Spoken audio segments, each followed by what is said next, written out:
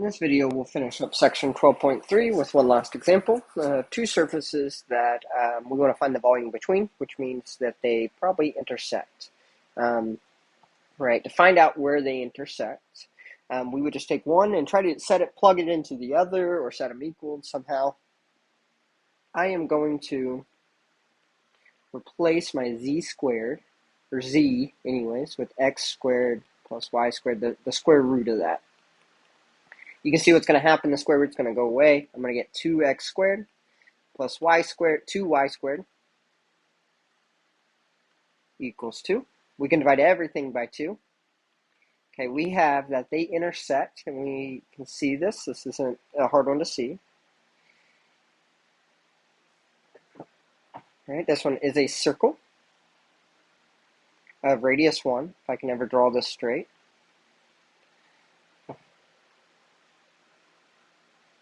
There we go. All right, radius 1, all that just to make a circle here.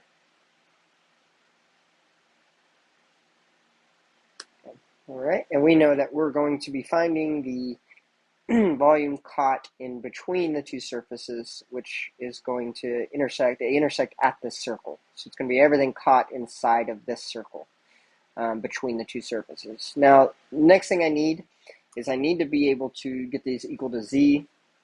Both of them, I have one already, and I'd like to change them to polar.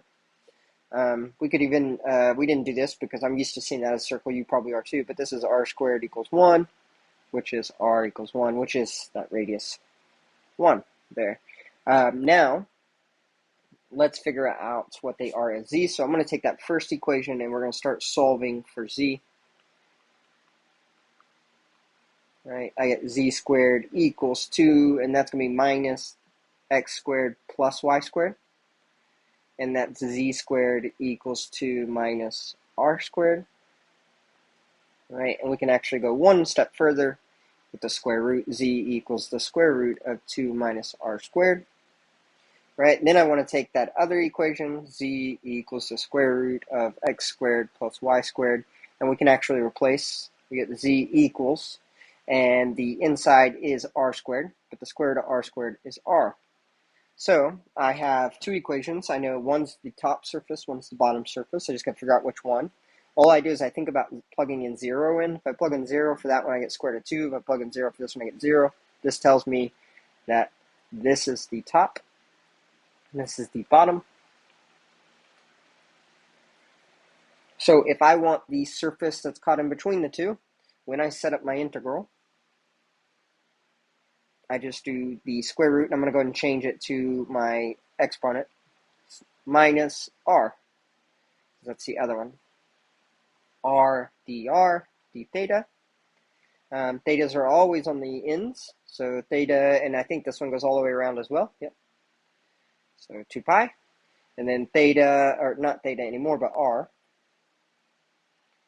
starts on the inside of the circle, goes to the outside of the circle, so r is 0 to 1.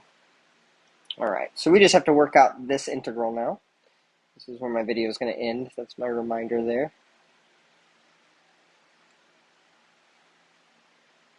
All right, so we'll keep working this out. This volume. All right, we can go ahead and do our integration. Okay, so we have that r in each one. Oh, no, let's multiply it out more.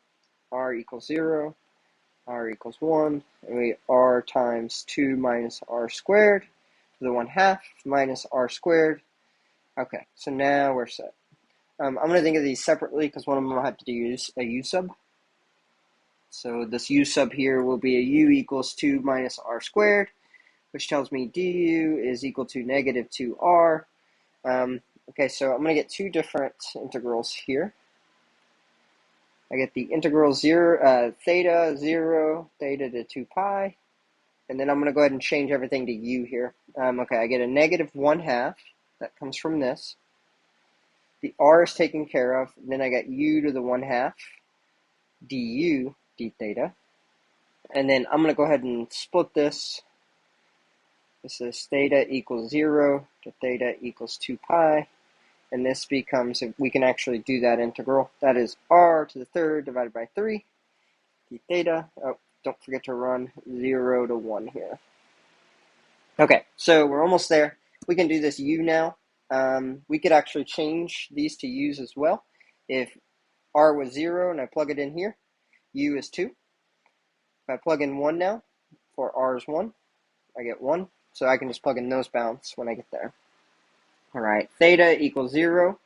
Theta equals 2 pi. I can now do this. Okay, so I up by my exponent, negative 1/2. I get u to the 3/2 divided by or multiplied by the reciprocal of its new one. And that's running this u equals 2 to u equals 1 d theta. This, I'm going to keep the theta for a moment just to keep on the same level. Plug in the 1, I get 1/3 minus 0. So I got 1/3 there.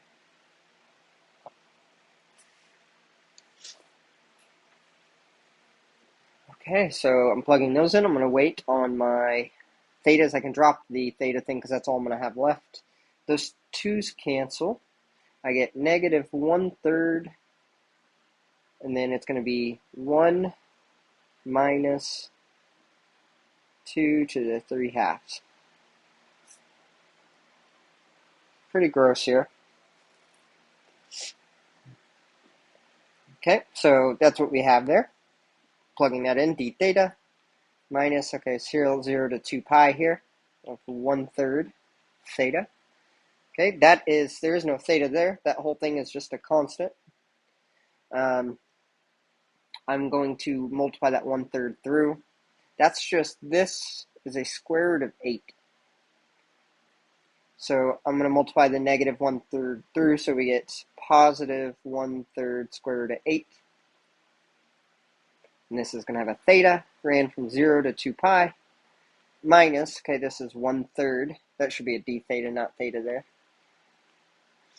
1/3 theta ran from 0 to 2 pi.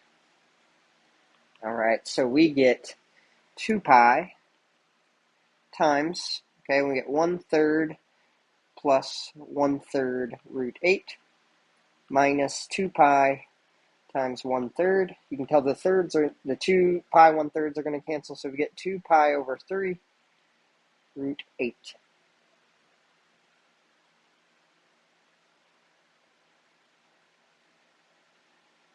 Oh, I think those are supposed to be the same sign somehow. My notes, I'm getting something a little different. Okay, so this is what the answer should come out to. There is a mistake in there that I made. Oh, this is a negative 1/3. There we go. Now we can fix this. Okay, so this is actually negative 2/3. Okay, so I'm going to get